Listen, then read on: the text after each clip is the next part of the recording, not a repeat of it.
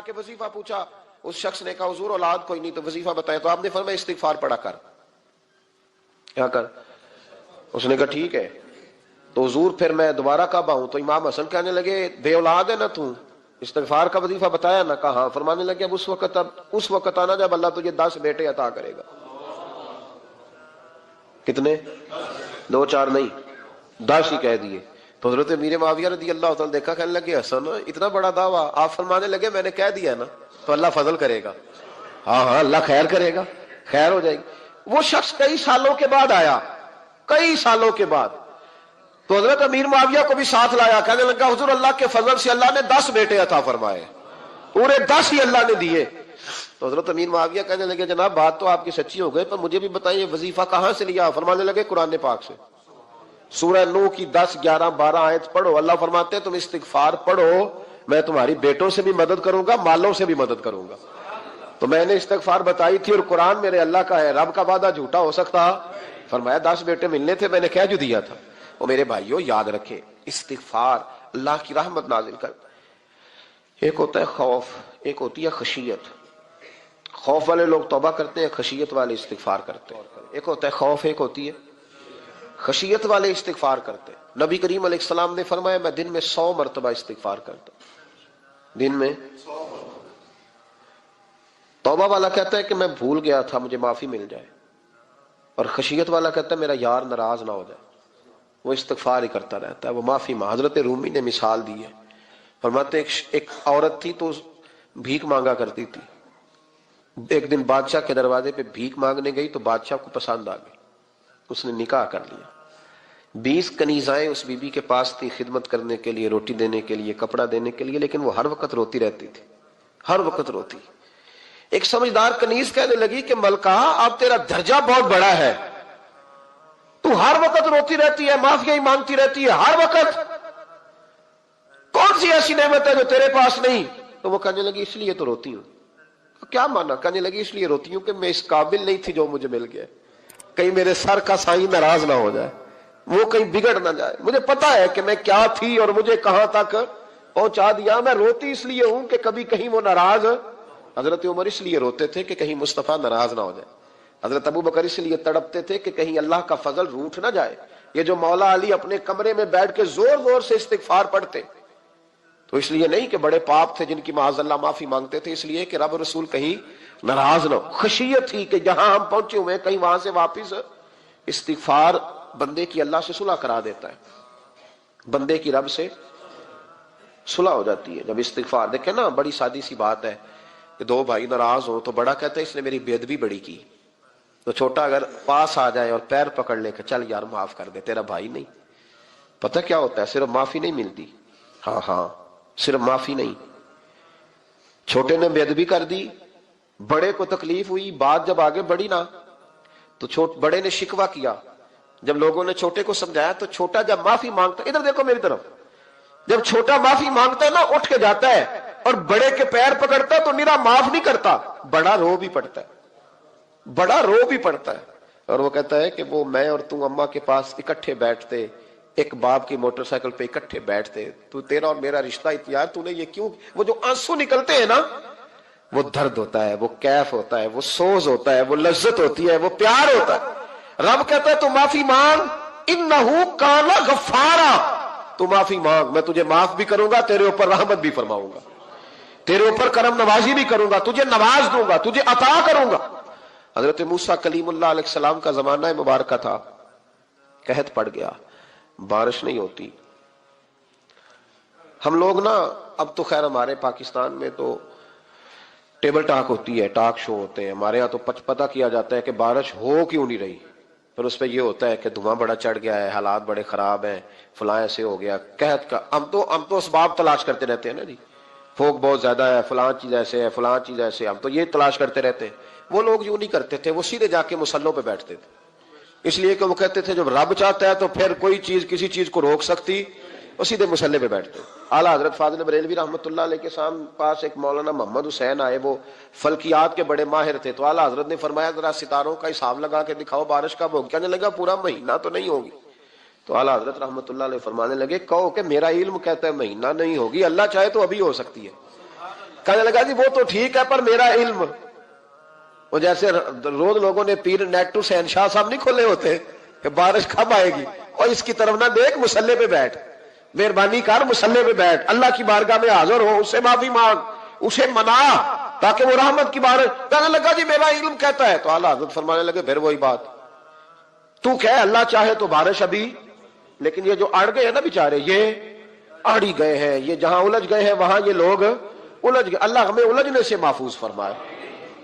تو اعلیٰ حضرت اٹھے تو فرمایا ٹائم کیا ہوا ہے گھڑی پہ؟ کہنے لگا جی 12۔ تو اعلیٰ حضرت نے گھڑی گھمائی، اب کیا بج گیا؟ کہنے لگا 4 بج گئے۔ فرمانے لگے بج گئے نا 4؟ کہنے لگا جی آپ نے گھڑی گھما جو دی ہے۔ فرمانے لگے اللہ بھی جب چاہے تو ستارے گھما دیتا ہے، اللہ بھی ستارے گھما دیتا ہے بارش۔ کہنے لگا جی وہ تو ٹھیک ہے پر مہینہ نہیں ہو سکتی، اڑا ہوا بندہ اس کا کوئی علاج ہے جو اڑ جو جائے؟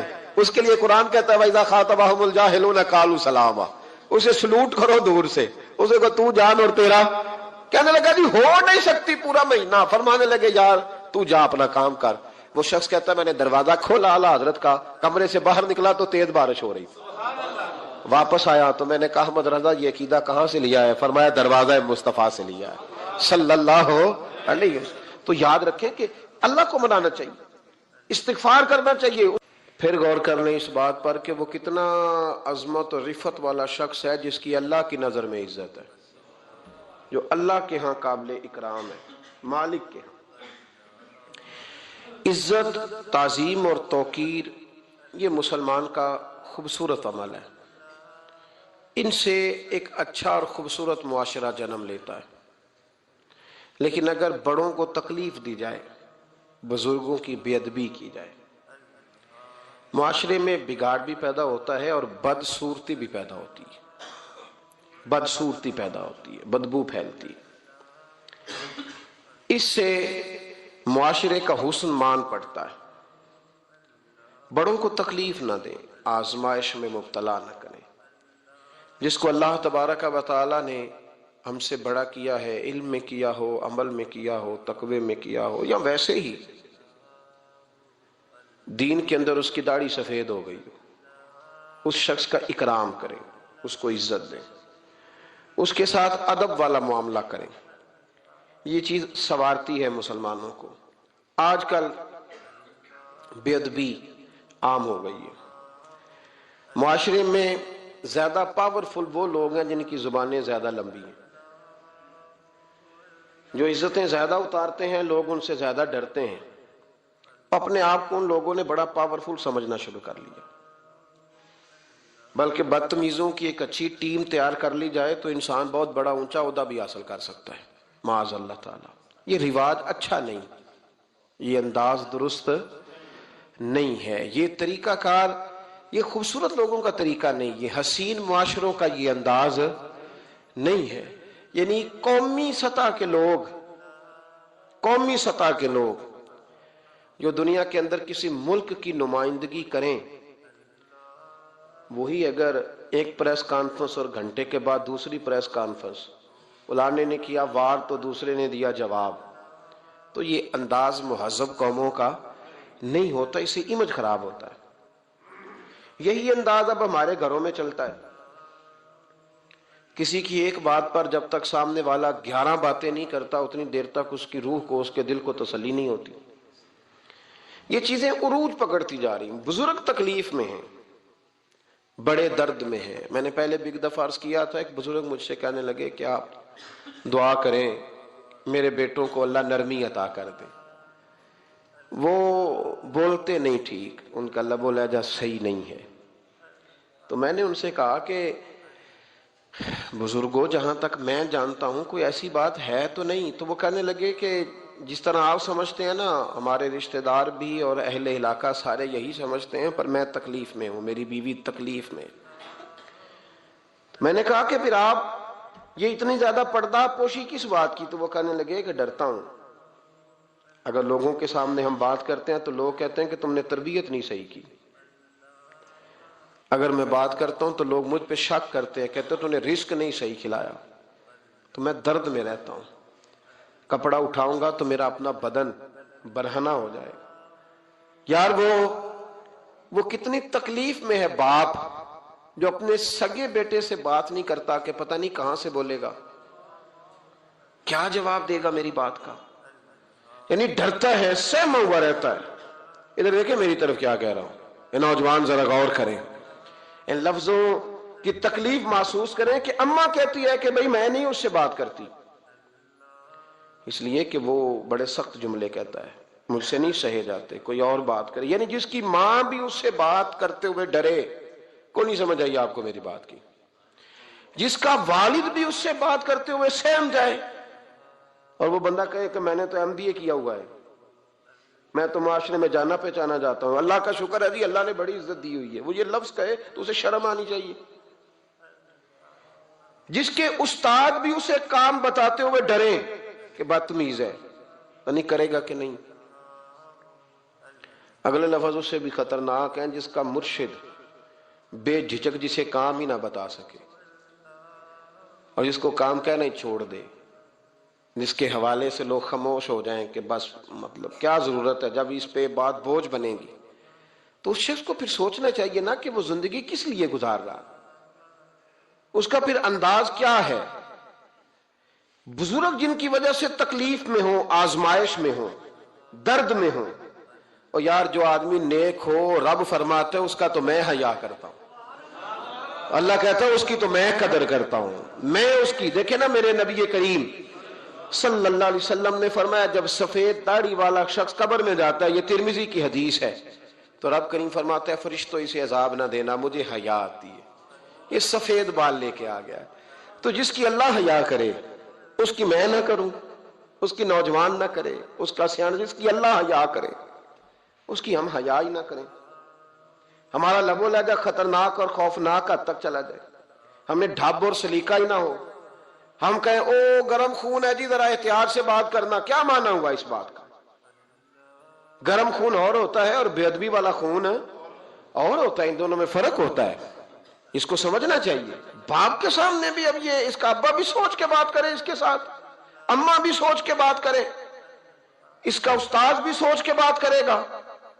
اسلام ادب والا دین ہے، احترام والا دین ہے، یہ آداب سکھاتا ہے، یہ کہتا ہے کہ تو ادب میں رہے گا تو تو بڑا پیارا لگے گا، تو حسین و جمیل رہے گا۔ نبی پاک صلی اللہ علیہ وسلم نے اس بات سے منع کیا کہ خود نہ چاہت پیدا کرو کہ لوگ میرے لیے اٹھ کے کھڑے ہوں، چاہت نہ پیدا کرو۔ فرمایا جس کی یہ چاہت بن جائے کہ لوگ میرے لیے اٹھیں، میرا استقبال کریں، وہ تو جہنمی ہے، چاہت نہ پیدا کرو۔ یہ اس کو کہا جو بڑا ہے، یہ اس کا سٹیٹس ہے۔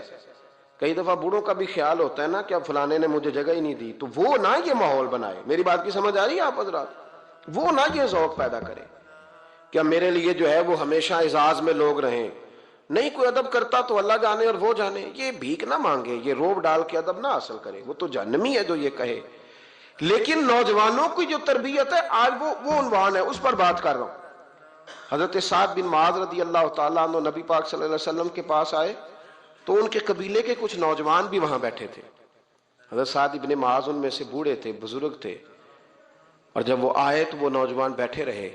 نبی کریم صلی اللہ تعالیٰ علیہ وآلہ وسلم نے پہلے ان نوجوانوں کو دیکھا، جناب سعد کچھ دیر رہے اور چلے گئے، تو اللہ کے رسول علیہ السلام نے فرمایا تمہارے قبیلے کا بڑا تھا، تم نے اٹھ کے استقبال ہی نہیں کیا، تم نے توجہ ہی نہیں کی، تم نے اعزاز ہی نہیں دیا، تم نے یہ خیال نہیں کیا کہ ایک بڑا آیا ہے، تم نے اس کو تکلیف دی۔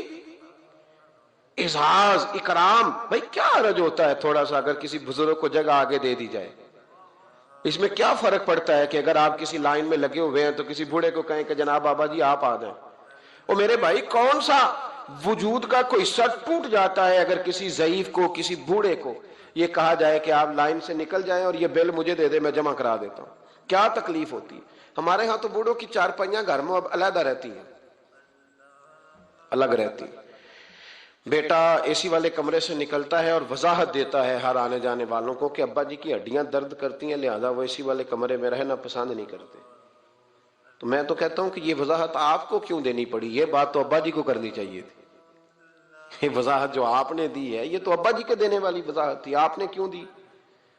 ابا جی کے لیے اس طرح کا کمرہ ہے گھر میں جس طرح کا سٹور ہوتا ہے نا پرانے کپڑے رکھنے والا، وہ کمرہ ہے۔ حدیث سنانے لگا ہوں، اللہ کرے آپ کو یاد رہ جائے، اللہ کرے آپ کو یاد رہے مشکات کی حدیث ہے، بڑے خوبصورت لفظ ہیں میرے نبی کریم علیہ الصلوۃ والسلام نے فرمایا، رب جو تمہیں روزی دیتا ہے نا، یہ تمہارے ضعیفوں کی برکت سے دیتا ہے۔ وہ جو 90 سال کی اماں گھر میں ضعیف پڑی ہے نا، اسے سکریب کا مال نہ سمجھنا، تیرے اوپر جو خدا کا کرم برس رہا ہے تو اس بوڑھی کی وجہ سے برس رہا ہے، اس بوڑھی کی وجہ سے برس رہا ہے۔ اور نبی کریم علیہ الصلوۃ والسلام نے ارشاد فرمایا، سن اور یاد رکھ، فرمایا رب تم سے ناراض ہوتا ہے، وہ بارشیں روکنا چاہتا ہے، تمہیں قحط میں مبتلا کرنا چاہتا ہے، لیکن تمہارے ضعیفوں کے سبب تمہیں بارشیں عطا کر دیتا ہے، تمہارے کمزوروں کے۔ اس کمزور سے کوئی بیمار بھی مراد لیا جا سکتا ہے، عورت اور بچی بھی مراد لی جا سکتی ہے، بوڑھے لوگ بھی مراد لی ہیں شارحین حدیث نے، ان کے سبب سے اللہ تم پر بارشیں برساتا ہے۔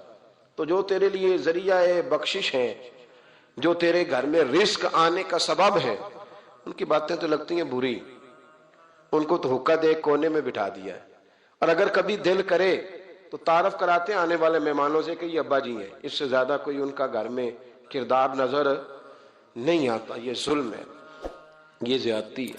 بوڑھوں کا اکرام کرنا، ان کو پیار دینا، ان کو اعزاز دینا، ان کو ہمیشہ سربراہ بنا کے رکھنا، ان کے ساتھ اس طرح کا رویہ رکھنا کہ جیسے کسی بڑے شان والے آدمی۔ میں اکثر یہ روتا ہوں، میں کہتا ہوں کہ ابے کی بھی عزت ہو سکتی ہے، پر شرط یہ ہے کہ ابا امیر ہونا چاہیے۔ اگر تو ہو نا 6-7 مربع زمین کا مالک، تو پھر تو پوتے کیا پڑ پوتے بھی پیر دباتے ہیں، لیکن اگر اس بوڑھے بیچارے کو بچوں سے خرچہ لینا پڑے تو پھر اس بیچارے کی کوئی حیثیت ہے۔ ہمارے استاد ایک بات سنایا کرتے تھے، وہ کہتے تھے کہ ایک آدمی نے دعوت پکائی ولیمے کی، تو اس نے باہر پہرے دار کھڑے کیے، کہا کوئی غریب آدمی نہ اندر آئے، سارے امیر ہی آئیں۔ اور میرا تجربہ یہ ہے کہ اب غریبوں کو شوق ہو گیا امیروں کو دعوت دینے کا۔ ناراض تو نہیں ہو گئے آپ لوگ؟ یہ میں تجربے کی بات کر رہا ہوں۔ کبھی کسی غریب کے فنکشن میں جانے کا اتفاق ہوتا ہے نا، تو مجھے یوں لگتا ہے کہ اس کا دل تھا کہ غریب کوئی بھی نہ آئے، غریب کو دعوت دینا پسند ہے، تو امیر تو پہلے نہیں اسے بلاتا، تو پھر بلائے گا کون؟ اس نے سیٹھ صاحب نے ولیمہ اپنے بیٹے کا کیا، تو باہر جو پہرے دار تھے ان سے کہا کہ کوئی غریب آدمی اندر نہ آئے، امیر بندے صرف۔ اور نبی پاک صلی اللہ علیہ وسلم نے ایسے ولیمے پر لعنت برسائی ہے، فرمایا لعنتیا وہ دعوت جس میں صرف امیر آئیں اور غریب نہ آئیں۔ اس نے کہا بھی صرف نہ امیر لوگ آئیں۔ تو ایک بندہ تھا بڑا امیر، لیکن بیچارہ نہ کہیں کام کاج سے اٹھ کے ہی آ گیا، تو کپڑوں کو اسی طرح مٹی وٹی لگی ہوئی، تو دیر ہو رہی تھی، گھر جاتا چینج کرنے تو لیٹ ہو جاتا، تو ایسے ہی آ گیا۔ جب وہ آیا تو پہرے دار کھڑا، تو اس نے کہا دوڑ جا، تیرا کوئی مطلب نہیں ہے یہاں۔ اس نے کہا یار میں سیٹھ آدمی ہوں، بدلا کپڑے نہیں بدلے۔ اس نے کہا سیٹھ ہوتا تو تیرے کپڑوں سے پتہ نہ چلتا میرے بھائی۔ وہ شخص کہتا ہے کہ میں نے کہا مجھے جانے دو اندر، کہنے لگے تیرے کپڑے نہیں دعوت والے۔ کہتا ہے میں وہاں سے واپس گیا دوڑا، آپ کو پتا نا کپڑے بھی اب اللہ خیر کرے۔ ایک سنگی نو میں ایک دن کیا تو کالی اینک لائی سی، خیر ہے کہندا موٹر سائیکل تے کٹا پیندا ہے، کوئی دنوں تو بعد کار وچ بھی لا کے بیٹھا سی۔ میں کہ ہن اینوں میں کی پوچھاں، ہن تے بہتر ہے اینوں چٹی سوٹی بھی نال دیاں، بھئی کیا اس سے انسان کا قد بڑھتا ہے؟ کوئی ہے بات کرنے والی؟ جہاز میں اس دفعہ میں واپس آ رہا تھا تو جہاز میں ایک نوجوان کالی اینک لگا کے پھر رہا، اب ڈر لگتا ہے نا، آپ کو پتا ہے کسی سے بات کریں گے وہ کیا جواب دے گا، تو کیا ان چیزوں سے قد بڑا ہوتا ہے آدمی کہ وہ تھوڑا سا جناب مطلب باہر آئیں۔ مجھے تو کمزور لگتے ہیں ایسے لوگ، اپنے لب و لہجے میں، اپنے انداز میں، اپنی طبیعت کے حساب سے، اپنے سٹائل میں آپ زندہ رہیں۔ یہ سچ ہے اور یہ اصل ہے، یہ سچ ہے اور یہ اپنی زندگی اپنے اسٹیٹس کے مطابق، طبیعت کے مطابق گزارنا، یہی سچ ہے اور یہی اصل ہے۔ اسی میں انسان کا حسن ہے، اسی میں اس کا وقار ہے۔ اللہ تعالیٰ سمجھنے کی توفیق عطا فرمائے۔ تو وہ بندہ واپس گیا بیچارہ، کپڑے بدل کے آیا۔ اس نے بھی کہا کہ جانا میں نے بھی ضرور ہے، پر تنگ بڑا آیا، گھر گیا مایا شایا والے کپڑے پہنے، سمجھ لے کالی اینک بھی لگا ہی لی، آیا تیار شیار ہو کے کوٹ شوٹ پہن کے ٹائی شائی کے ساتھ۔ جب واپس آیا تو وہ جو جس نے کہا تھا نا داخل نہیں ہونے دینا، اس نے خود دروازہ کھولا۔ وہ بندہ سیدھا سٹیج پہ چلا گیا اور لوگ کھا رہے تھے پلیٹوں میں سالن، اس نے پورا ڈونگا ہی لے لیا اور وہ لے کے نا سامنے رکھا، اور ایک کونے سے اپنا کرتا پکڑ کے اس میں ڈبویا، پھر دوسرے سے پکڑ کے اس میں ڈبویا، پھر پیچھے سے پکڑ کے۔ لوگ کہنے لگے پاگل ہو گیا، کہنے لگا نہیں میری تو دعوت نہیں، دعوت تو کپڑوں کی ہے، میری کہاں دعوت ہے؟ اس لیے کہ میں تو آیا تھا، مجھے تو داخل ہی نہیں ہونے دیا، یہ تو دعوت ہے میرے کو. نہیں سمجھ آئی آپ کو میری بات؟ بھئی وہ بھی کوئی انسان ہے جو کسی کے صرف کپڑوں کا حیا کرے. ٹھیک ہے، انسان کا لباس اس کی شخصیت کا آئینہ دار ہوتا ہے، کپڑے اچھے پہننے چاہیے. نبی پاک صلی اللہ علیہ وسلم نے فرمایا تیرے پاس اگر نعمت ہے تو چھپا نہ، اس کا اثر تیرے اوپر نظر. لیکن آپ کسی کو کپڑوں سے جج کریں گے، گاڑی سے جج کریں گے، یہ معیار نہیں ہے. والد کو، استاد کو، مرشد کو کیا اس لیے جج کیا جائے گا کہ اب وہ مالدار ہوگا تو حیا کریں گے؟ او بھائی، ماں اگر کسی کھیت میں بیٹھ کے اپلے بھی تھاپ رہی ہو نا، اور وقت کا شیخ الحدیث کسی بہت بڑی مسجد میں بیٹھ کے حدیث بھی پڑھا رہا ہو، اماں وہاں اپلے تھاپ رہی ہے، تو اس محدث وقت کی بھی جنت اسی ماں کے قدموں کے نیچے، وہیں سے اسے جنت ملے گی. یہ نہیں ہو سکتا کہ وہ کہے جنت کہیں اور سے مل جائے گی. بے شک وہ بیچاری اپلے تھاپ رہی ہے، گوبر کے ساتھ کام کر رہی ہے. میری بات کی سمجھ آ رہی ہے؟ بزرگوں کا اکرام کریں، احترام کریں، ان کو ادب دینا سیکھیں، ان کے ساتھ لحاظ والا رویہ اختیار کریں. نبی کریم علیہ السلام کے صحابی حضرت ابو ہریرہ رضی اللہ تعالیٰ عنہ فرماتے ہیں کہ حضور سید عالم علیہ السلام کے پاس میں بیٹھا تھا تو چند نوجوان حضور کے پاس بیٹھے تھے. جہاں ہم بیٹھے تھے وہاں جگہ کچھ تنگ تھی. ایک بزرگ آ گئے سفید داڑھی والے، انہوں نے سلام لی. نبی پاک علیہ السلام نے سلام کا جواب دیا تو حضور نے نوجوانوں پہ 2-3 دفعہ نظر ڈالی. وہ بیٹھے رہے، ان کو جگہ نہیں دی، تھوڑے سمٹے نہیں. تو کہتے ہیں رسول پاک علیہ السلام نے بات کی تو میں کانپنے لگا. اللہ کے حبیب نے فرمایا من لم یرحم صغیرنا وَلَمْ يُعَقِّرْ كَبِیرَنَا فَلَيْسَ مِنَّا. فرمایا جس کو چھوٹے پہ شفقت نہیں کرنی آتی اور جس کو بڑے کی عزت نہیں کرنی آتی، اس کا تو ہم سے تعلق ہی کوئی نہیں. فَلَيْسَ مِنَّا، وہ ہم میں سے. فرمایا وہ آئے تم نے جگہ ہی نہیں دی، سفید داڑھی والے شخص کا اکرام نہیں کیا، اس کو تم نے جگہ ہی نہیں دی. اور ہم لوگ یہ سمجھتے ہیں، یہ نوجوان یہ سمجھتے ہیں کہ ہم نے کون سا بوڑھے ہونا ہے، ہم نے کون سا بوڑھے ہونا، ہم نے تو سدا جوان ہی رہنا ہے. ایک کلرک نے نا ایک دفعہ کسی بہت بڑے رائٹر کو کہہ کہ اپنے نام سمیت، اس نے کہا تھا میرا نام، ایڈریس، فون نمبر سمیت یہ بات اپنے کالم میں درج کر دو. اس نے کہا کہ میں کلرک تھا، تنخواہیں وغیرہ دیتا تھا کسی بینک میں یا کسی ایسے ادارے میں ملازم تھا جہاں میں وہ چیزیں دیا کرتا. تو کہتے ہیں کہ میں وہاں یہ کام کرتا تھا تو بوڑھے لوگ، آپ کو پتہ ہے ضعیف لوگ آتے ہیں بیچارے پینشن لینے، کسی بچے کی منت کرتے ہیں، وہ لے کے جاتا ہے، بابا جی کو یہ بھی نہیں پتا انگوٹھا کہاں لگانا ہے، فارم کیسے فل کرنا ہے. تو یہ سرکاری عہدوں پہ بیٹھے لوگ معاذ اللہ تنگ ہوتے ہیں اور کئی دفعہ غلط جملے استعمال کرتے ہیں. تو کہا کرتا تھا کہ میں بڑا سخت رویہ رکھتا تھا، اب میری بھی پینشن ہو گئی ہے اور اب جب میں خود لینے جاتا ہوں نا تو کہتا ہے جتنے دھکے میں نے یہ تھے اس سے 11 گنا کھا چکا ہوں پر معافی کوئی نہیں مل رہی. تو لوگوں کو یہ میرا نام لے کے ایڈریس سمیت بتا دیں کہ اگر اپنا بڑھاپا سیف کرنا چاہتے ہیں تو اپنی جوانی محتاط کریں، اگر اپنا بڑھاپا سیف کرنا چاہتے ہیں تو اپنی جوانی، اور بڑھاپے میں باتیں برداشت جوانی میں برداشت ہوتی ہیں، بڑھاپے میں تو لفظ سہے بھی نہیں جاتے، آنسو خود بخود نکل جاتے ہیں جب بچہ بات کرتا ہے. سنو یہ نوجوان یہ حدیث یاد کر لیں، یہ طبرانی میں موجود ہے. میرے نبی کریم علیہ السلام نے فرمایا یہ حدیث یاد کر لینی ہے. پڑھیے درود صلی اللہ ہو، پھر کہیے صلی اللہ ہو، چلے تیسری دفعہ بھی پڑھ لیں صلی اللہ ہو. رسول پاک علیہ السلام نے فرمایا جو شخص اپنی جوانی میں کسی بوڑھے کی عزت کرے گا، جب وہ بوڑھا ہوگا تو اللہ اسے کئی گنا بڑھ کے اس کی عزت کرائے گا. اس کی کی گئی عزت سے کئی گنا بڑھ کے رب پھر اس کی عزت کرائے گا. نوجوان اکرام کرنا سیکھیں، بزرگوں کا احترام کریں، اپنے بڑوں کے ساتھ. اور بڑوں میں جتنے بھی صاحب فضیلت بڑے ہیں، آپ کا جو استاد ہے وہ آپ کے لیے بڑا قابل احترام ہے، بڑا قابل احترام ہے. میں ماسٹر کی ڈگری لینے کے بعد اب بھی کبھی گاؤں میں اپنی پرائمری کے ٹیچروں کو دیکھتا ہوں، اب بھی تو احساس پیدا ہوتا ہے کہ یہ اگر ہمیں وہ الف با تا سا نہ پڑھاتے، شروع کی کتابیں یہ المدہ عام نہ پڑھاتے تو پھر اس سے آگے بھی ہمیں پڑھنا نہ آتا. اور اگر آپ کو اللہ تعالیٰ سمجھ دے نا، توفیق دے، تو یہ سمجھیں کہ جو چھوٹا استاد ہوتا ہے اس کی محنت زیادہ ہوتی ہے.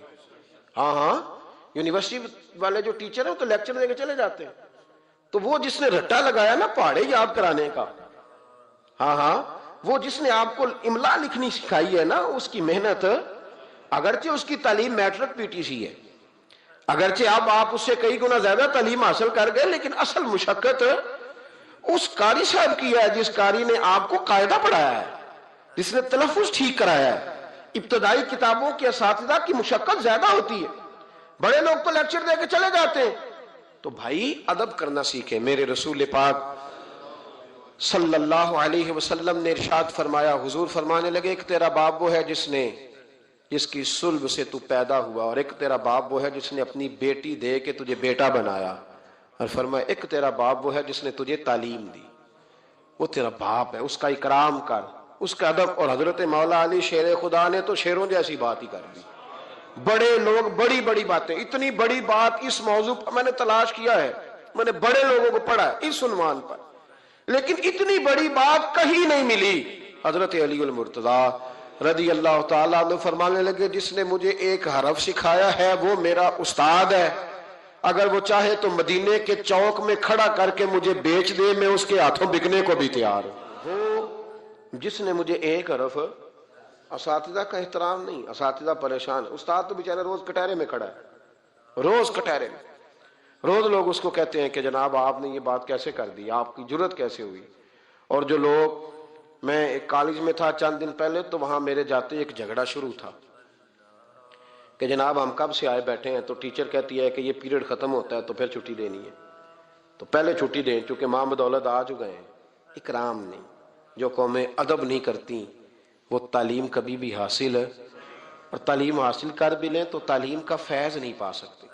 فیض ادب سے ملتا ہے۔ امام اعظم ابو حنیفہ، امام ابو یوسف سے کسی نے کہا کہ یہ امام اعظم کیوں ہیں؟ فرمانے لگے یہ بڑے امام اس لیے ہیں کہ بڑا ادب کرتے تھے، بڑے اس لیے ہیں کہ بڑا ادب۔ امام صاحب کے ساتھ 4-5 شاگرد بیٹھے تھے، ایک باغ میں آپ تشریف فرما تھے۔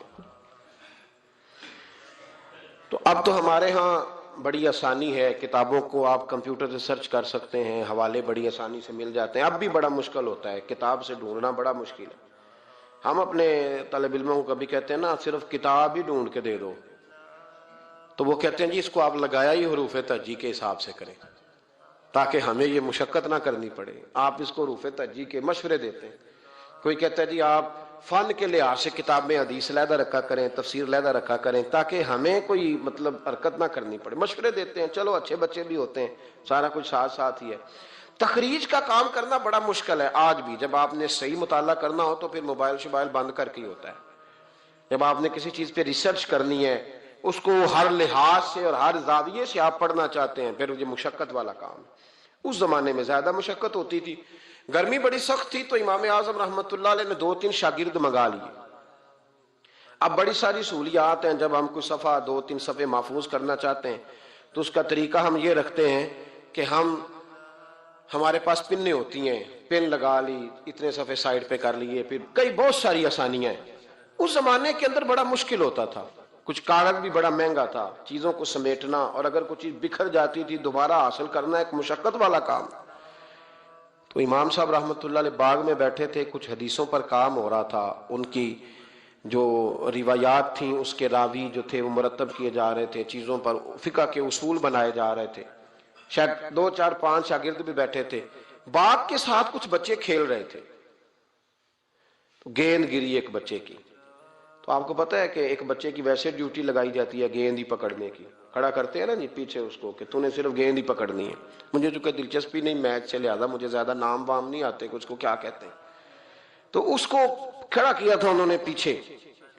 وہ گیند اچانک آ گئی نا جب باغ میں، تو بچہ دوڑا آیا، 12-14 سال کا بچہ، جب وہ آیا نا باغ میں تو امام صاحب نے آؤ دیکھا نہ تاؤ دیکھا، امام صاحب جھٹ سے اٹھ کے کھڑے ہو گئے، اور جب کھڑے ہوئے تو وہ کاغذ جو تھے وہ سارے بکھر گئے۔ اب امام صاحب کھڑے ہوئے تو شاگردوں کو بھی کھڑا ہونا تھا، وہ بھی سارے کھڑے ہو گئے، ان کا بھی سارا سامان بکھر گیا، ٹوٹ گیا، دائیں بائیں چیزیں ہو گئیں۔ بچہ چلا گیا، امام صاحب بیٹھ گئے، شاگرد بڑے ادب والے تھے، انہوں نے پوچھا بھی نہیں کیا معاملہ ہے۔ اب نئے سرے سے ساری ترتیب دوبارہ سے لگائی گئی، تھوڑی دیر گزری تو بچہ پھر باغ میں آ گیا، امام صاحب پھر اٹھ کے کھڑے ہو گئے، پھر ساری چیزیں بکھر گئی۔ تیسری دفعہ وہ پھر آ گیا، اب پتہ نہیں وہ کتنی دفعہ آئے گا، بار بار شاگردوں کو بھی اٹھنا پڑتا، وہ کاغذات سارے بکھر جاتے۔ بالآخر ایک شاگرد بول پڑے، کہنے لگے حضور یہ تو بچہ ہے کہ 100 دفعہ آئے گا. تو امام صاحب نے برجستہ جواب دیا، فرمایا اگر یہ 100 دفعہ آیا نا تو ابو حنیفہ 100 دفعہ اٹھ کے کھڑا ہوگا.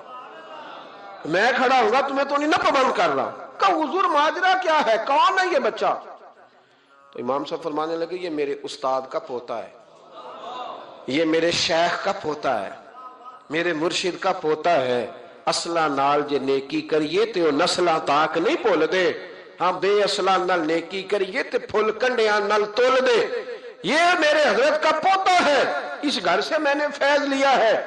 فرمایا میں نے نمک کھایا ہے، یہ کیسے ہو سکتا ہے کہ یہ آئے اور میں اٹھ کے کھڑا نہ ہوں، یہ 1000 دفعہ بھی آئے تو میں کھڑا ہوں گا. تو امام ابو یوسف فرماتے تھے اس دن مجھے سمجھ آئی کہ یہ جو امام صرف امام نہیں، امام اعظم ہے نا، یہ بڑے اس لیے ہے کہ انہوں نے ادب بڑے بڑے کیے، انہوں نے اکرام بڑے بڑے کیے. ہمارے ہاں تو اب اتنی پریشانی والا معاملہ، اتنی پریشانی والا سوچ نہیں سکتے. بالخصوص وہ لوگ جن کا بڑا ملت میں اکرام ہونا چاہیے تھا، بڑا اکرام. مجھے صحیح بتائیں کہ ایک مستند قرآن و سنت جاننے والا عالم کسی ولیمے میں جائے اور ساتھ ہی ایم این اے جائے تو قدر کس کی زیادہ ہو رہی ہوتی ہے؟ ہونی کس کی چاہیے؟ یہ تکلیف والا معاملہ ہے، تکلیف والا. یہاں ایک استاد کو ہتھکڑیاں لگی تو موم بتی مافیا سارا بول پڑا اور 2 مہینے علماء کو جیلوں میں رکھا گیا اور جرم نہیں بتایا گیا. اور قوم کیا کہہ رہی ہے؟ مذاق اڑا رہی. کچھ لوگ مذاق کرتے تھے، بھاگ رہے ہیں جی پولیس آ گئی. کس مطلب جرم کیا تھا؟ چور تھے، یہ ڈاکو تھے. اور بہت سارے تو ایسے تھے جو کسی کاز میں، کسی کام میں، کسی ایسی ایکٹیویٹی میں بیچارے شامل ہی نہیں تھے، مدرسین پڑھنے پڑھانے والے، اور ان کو پکڑ کر اندر ڈال دیا گیا. اور وہ لوگ جو خود بڑے بڑے دنوں تک سارا ملک بند کرتے رہے، انہوں نے یہ جرم کیا. کوئی پوچھنے والا نہیں تھا، کوئی نہیں تھا، کوئی پیچھے جانے والا نہیں. 2 مہینے اور پھر کہا گیا 20 لاکھ اور پتہ نہیں کتنے لاکھ، اور پھر ڈائریکشن کا نہیں پتا جانا کدھر ہے. زمانہ تو یہ بتایا ہی نہیں گیا. تو مجھے بتلاؤ یہ کیا ان لوگوں کا معاشرے میں کیا اکرام رہ گیا، کیا احترام رہ گیا؟ بہت سارے ایسے لوگ ہیں جن کے والد 2 مہینے جیل میں رہے، بچوں نے مدرسوں میں پڑھنا چھوڑ دیا ہے. کہ جو ہمارے ابے کا حشر ہوا ہمارا بھی تو وہی ہونا ہے نا. پڑھنا چھوڑ گئے طالب علم، انہوں نے کہا جی ہم سے نہیں یہ کام ہوتا. تو روز سیمینار کرتے ہو. یہ تھوڑے دن پہلے کراچی میں سیمینار تھا کہ ہرن کی پیدائش کم ہو گئی ہے، تو ایسے اقدامات کیے جائیں کہ ہرن جو ہے وہ زیادہ پیدا ہو. بہت بڑا سیمینار منعقد کیا گیا. آپ کو نہیں پتا کہ علماء کم رہتے جا رہے ہیں؟ پتا ہے آپ کو؟ ڈھونڈنے سے عالم نہیں ملتا، بستیوں کی بستیاں خالی ہیں. کیوں؟ اس لیے کہ جو حشر کرتے ہیں نا، ہم خود ساری زندگی جو مرضی کرتا رہے اور کسی عالم کا ننگا سر بھی دیکھ لے تو وہ 20 جگہ پہ 20 جگہ.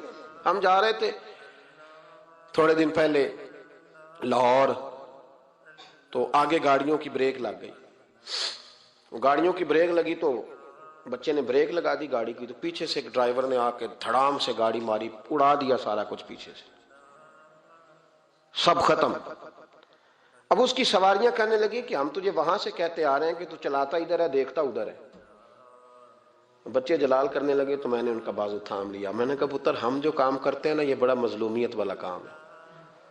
تم نے 2 منٹ بھی کسی سے بات کر لی نا، حالانکہ غلطی ساری اس کی ہے اور ہم نے اسے کچھ بھی نہیں کہا. اس کی سواریاں ساری اس کے گلے پڑ رہی تھی کہ جو تو دیکھتا ادھر ہے چلاتا ادھر ہے، ساتھ میسج لکھ رہا ہے، تو ساتھ موبائل سن رہا ہے، تو کتنا پاگل ہے، کتنے لوگوں کی جان خطرے میں ڈال. تو میں نے کہا بیٹے تم ایک بات بھی کرو گے تو اس کی ویڈیو بن جائے گی کہ یہ دیکھیں جی پیر صاحب تبلیغ کرتے ہیں، ان کا حال دیکھیں. یہ فٹافٹ معاملہ، یہ اور یہ اتنا سخت معاملہ، اتنی اذیت ناک یہ مسئلہ ہوتا جا رہا ہے، اتنا کربناک ہے یہ معاملہ. کسی نے کسی سے ہاتھ نہیں ملایا تو شور ہو گیا.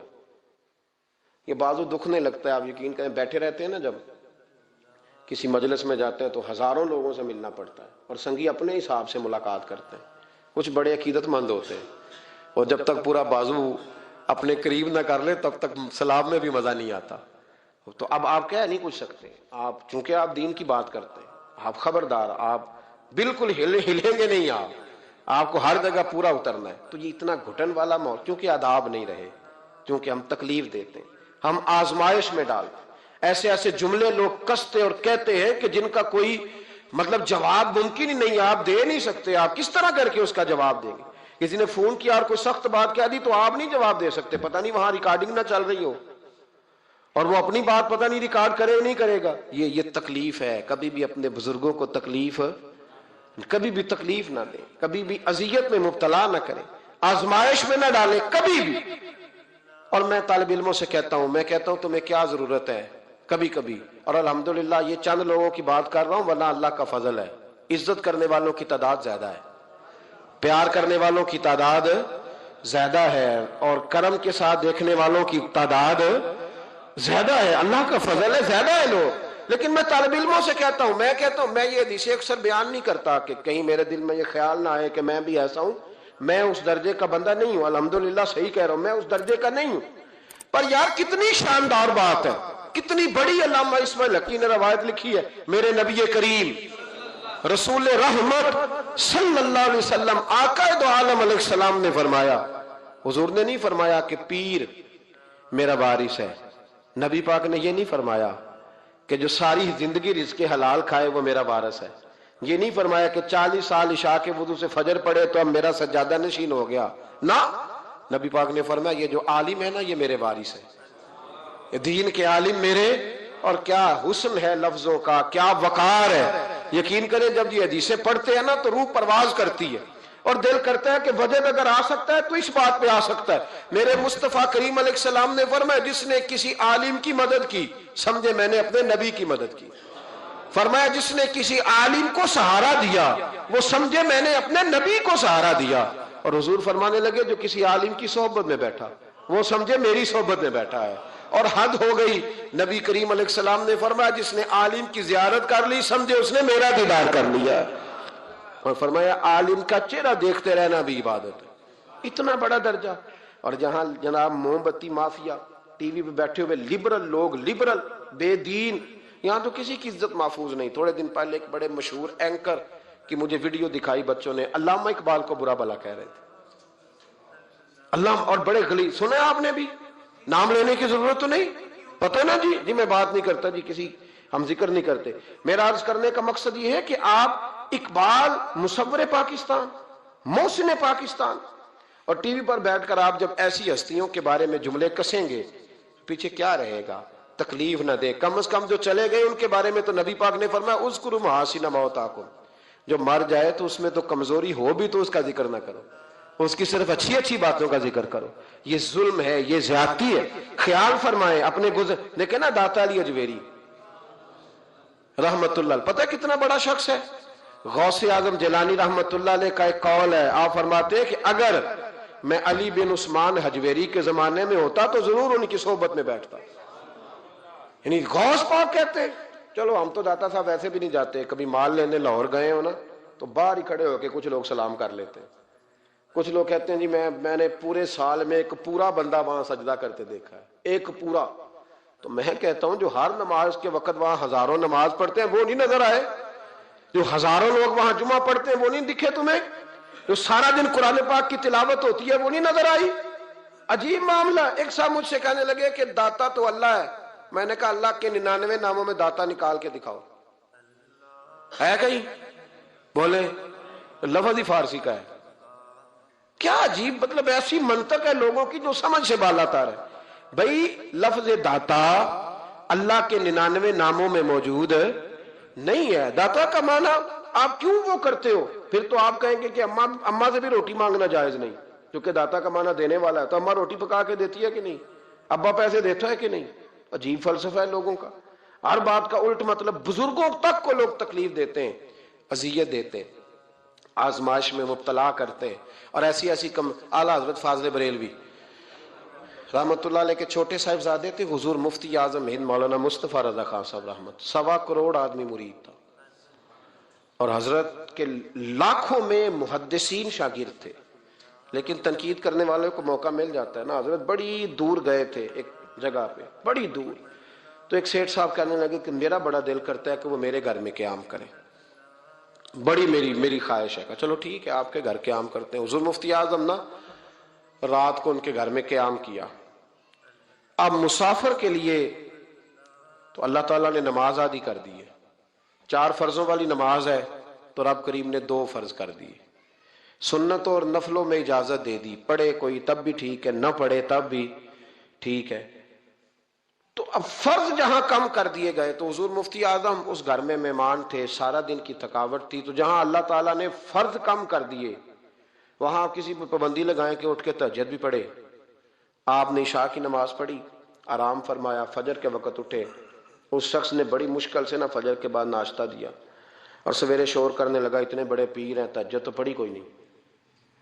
لوگوں نے اس کو کہا یار تو اس بات کی پابندی لگا رہا ہے جس کی اللہ رسول نہیں لگاتے۔ تو سفر کے اندر تو فرض نماز کو اللہ تعالیٰ نے اجازت دے دی ہے، تو نفلوں کی کہنے لگا جی نہیں مجھے نہیں سمجھ آئی بات کی۔ انہوں نے کہا کہ تمہیں پتہ ہے حدیث کیا ہے کہ جس نے، اللہ فرماتا ہے جس نے میرے ولی سے دشمنی کی میرا اس کے خلاف اعلان جنگ ہے۔